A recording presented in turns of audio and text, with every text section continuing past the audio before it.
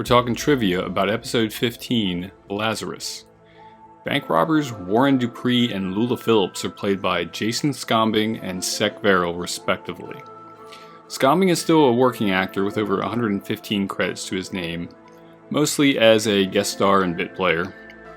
Verrill ceased acting in the early 2000s. She didn't find any significant success, but she was in a truly remarkable B-movie, Hell Comes to Frogtown, starring Roddy Piper. Jason Scombing's performance during the bank robbery was so believable that passers-by thought it was a real robbery. This is a now very vintage Canadian Fairbanks Morse vacuum tube TV set from probably the very late 1950s to early 1960s, still in beautiful black and white. So we have the near-death experience and what Mulder calls psychic transference. Near-death experiences, or NDEs, seem to be a generally rare biological response to what we can call reversible clinical death. There is some quite literal survival bias here, of course, although a significant number of people placed under general anesthesia also report similar sets of symptoms. NDEs are often cited as proof of an afterlife by religious figures, but numerous studies have shown that many elements of near-death can be replicated by stimulation or deprivation to portions of the brain.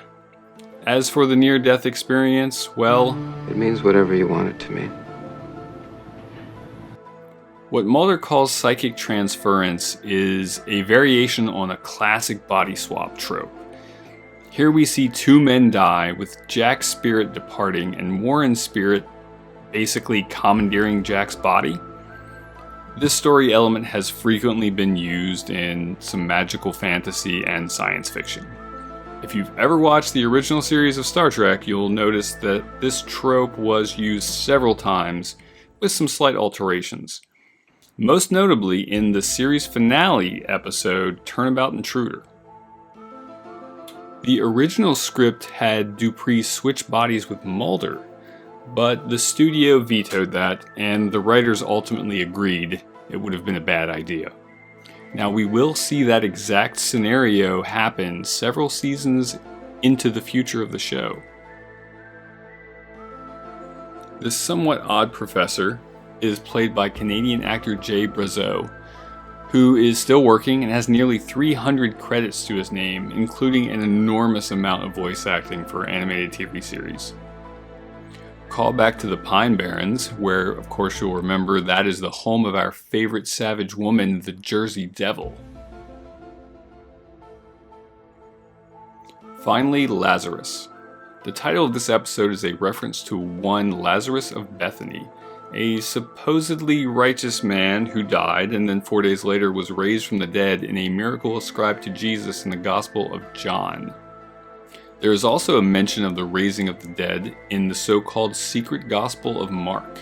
If you want to read a really crazy story, check out the discovery of this secret gospel. That's it. That's Lazarus trivia.